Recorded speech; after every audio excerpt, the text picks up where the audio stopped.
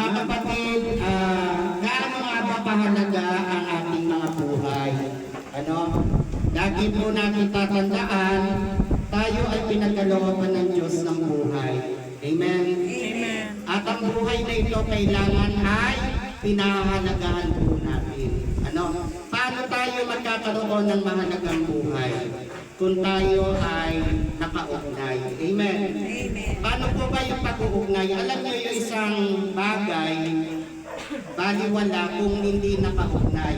Ganito yung jowa. Halimbawa, yung ibon. Nakita na ba kayo ibon? Opo. Tanggalan mo nga iyan ng pakpak. Yung ba ay makalilipat? Ayun. So, mahalaga yung pakpak doon sa ibon, Sister Noel. Amen? Amen. Kaya kailangan yung pakpak nakaugnay doon sa ibon. Walang kwenta yung ibon pag walang pakpak. Bakit? Hindi siya makalilipat. Nakukuha niyo po. Yung isda po, ialis nyo nga po yan sa katubigan.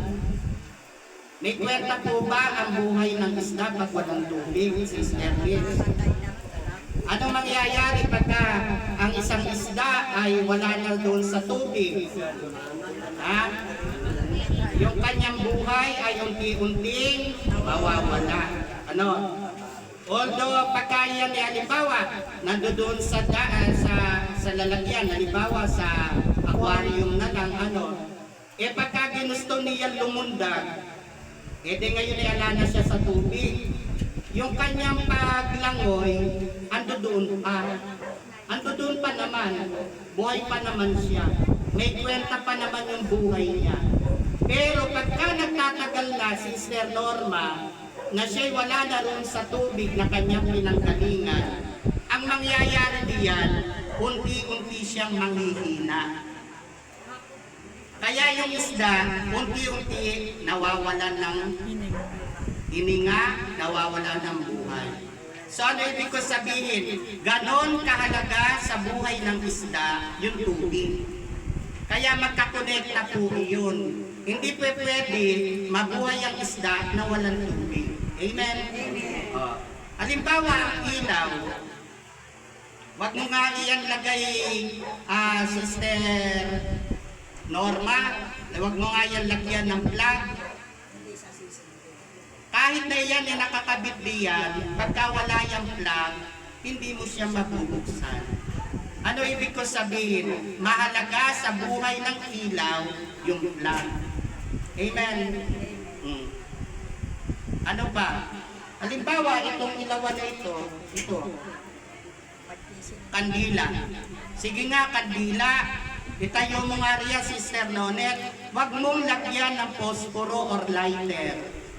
Wag mong itapat yung mitya doon sa apoy ng kalan.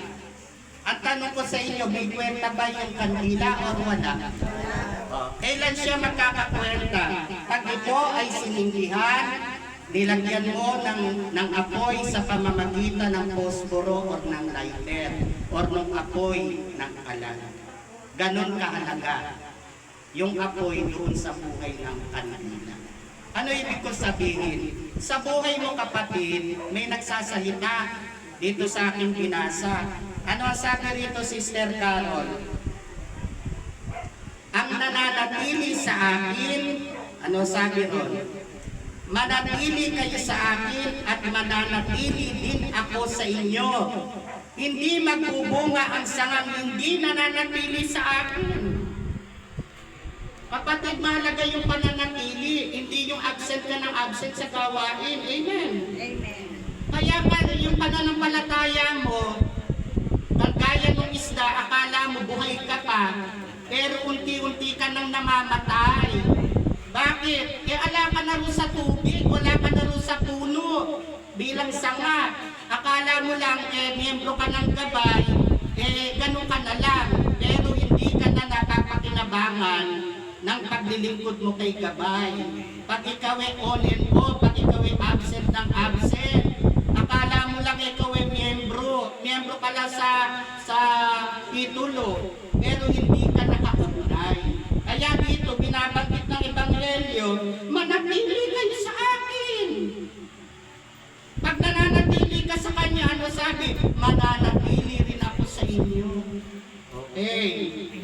Kaya pala pagka ikaw ay gabay ng gabay, gabay, Santo Niño, Santo Niño.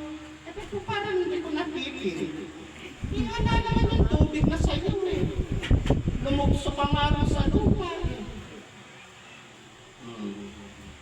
Ano pa sabi niya rito? Ako ang puno ng ubas, kayo ang mga sanga. Ang nananatili sa akin at ako sa kanya, ang siyang nagbubunga ng sagana. Sagana. Amen.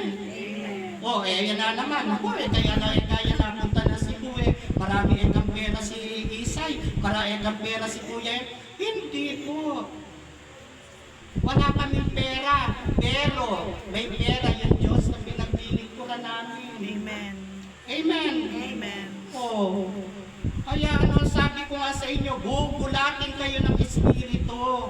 Maglingkod lang kayo sa Kanya, hindi kayo pababayaan. Pero pagka pinaglingkuran niyo yung sarili niyong isip bilang tao, aba, matutuyo kayo.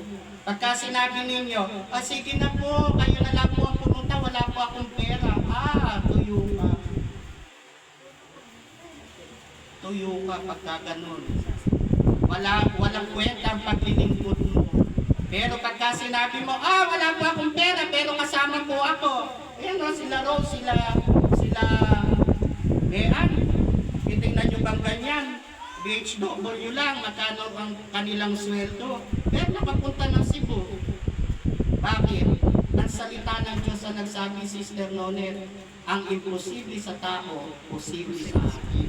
Magagawa ko ang lahat ng bagay. Amen. Palakpakan nga po natin ang Panginoon. Ito pe, itingnan mong ganito rin. Aba, nakailang po sa kayo na rin na aeroplano, pangalawa mo sa bull, di ba? Oh. May pera ba to? Wala. Oh. Pero, yung Diyos sa pinaglilingkuran nito pe, may pera. May pera. Kaya huwag kayong bibitaw rito, oy. Huwag niyong pagmamalakihan rito, oy. Ang pinagagawa lang nito na ikaw ay yung naglingkod sa Kanya, manatili ka sa Kanya. Amen. Huwag kang aalis. Amen. Huwag kang aalis. Lalo ngayon, mga nagaganap sa lipunan sa gobyerno, sa bansa, huwag kayong aalis. Bakit? Ito ang nagsabi, magkatulo na ang buong mundo, hindi ko kayo iiwan, hindi ko kayo iiwan. Amen. Manatili ka lang. Yung mga nananatili, tingnan mo, Sister Linda. Diba? Tingnan nyo.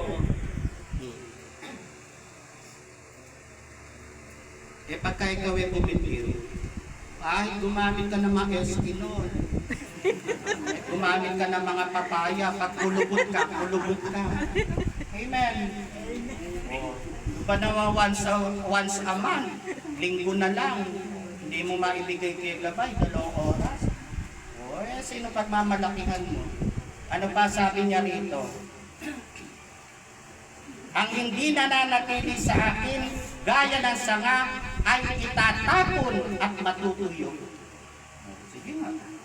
Tatapon ka pala, matutuyuan ka. Hanap buhay. Uy! Kaya gabay ang buhay, tapos hanapin mo. Saan ka naman nakakita? Hanap buhay. Ala! No, ikaw ay nakagabay, natagpuan mo na ang buhay. Amen. Bet mo hanapin ang buhay. Sige nga, maghanap buhay ka. Sige, pababayan ka ni gabay. Pero ang tandaan mo, para kang buslong butas. Tandaan nyo yan. Para kayong buslong butas. Pero,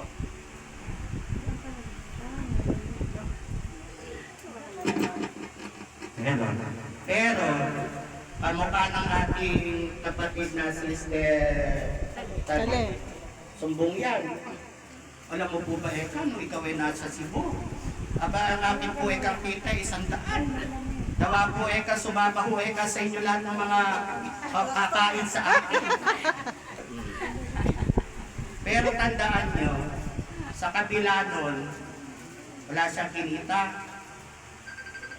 pero hindi siya ginuto ng Diyos. Amen.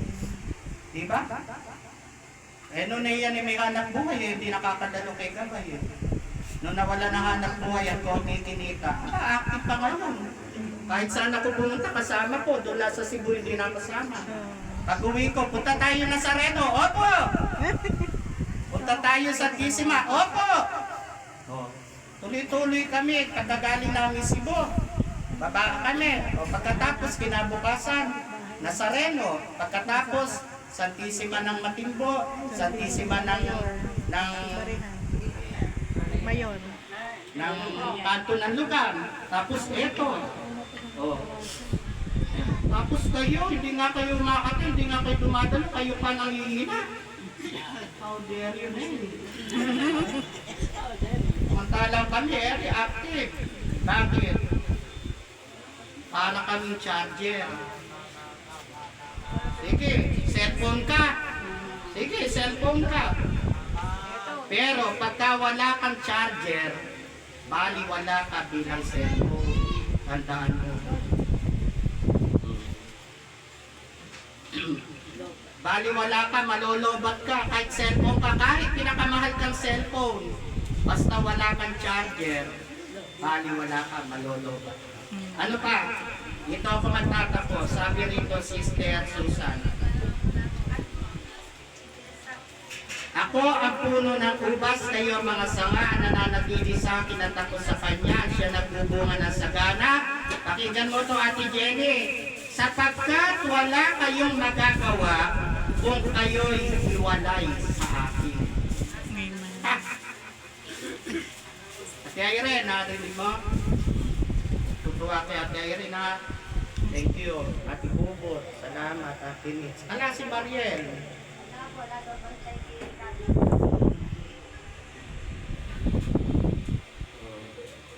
Basta manatili kayo. At siya nagsasabi, wala naman kayong magagawa kung kayo Amen. Oh, salamat kay Tita Luz ko, salamat kay CJ. No anniversary, hindi nakadalo si CJ pero nag-message. Kuya Henry, attend po ako bukas. Ganun. Huwag niyo sasabihin sa akin, naku, ang gabi naman po nasa puso ko. Lumauso na yan. Lumauso na yan. Pumunta tayo rin sa Hebreo. Huwag niyong kalilimutan ang pagdalo sa mga pagtitipon, gaya ng ginawa ng ilan, lalo ngayong nakikita ninyong malapit na ang pagbabalik niya.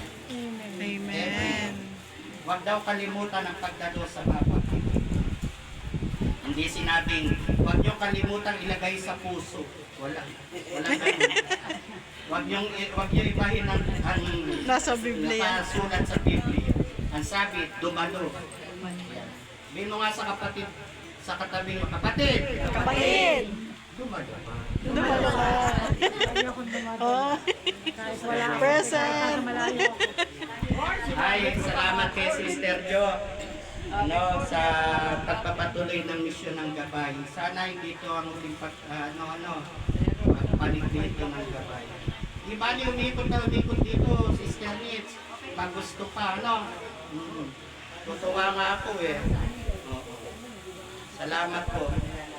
Susunod, yung may malaking lupa, bigyan niyo ako. Paggawa niyo na ng chapel sa Gabay doon. Doon na lang. Okay na. Manatili ka para magbunga pa. Sabi ng Gabay, walang magagawa kung nakaiwalay siya. Amen. Magpatuloy ka. Sana naman, nag-spirit sa Amen.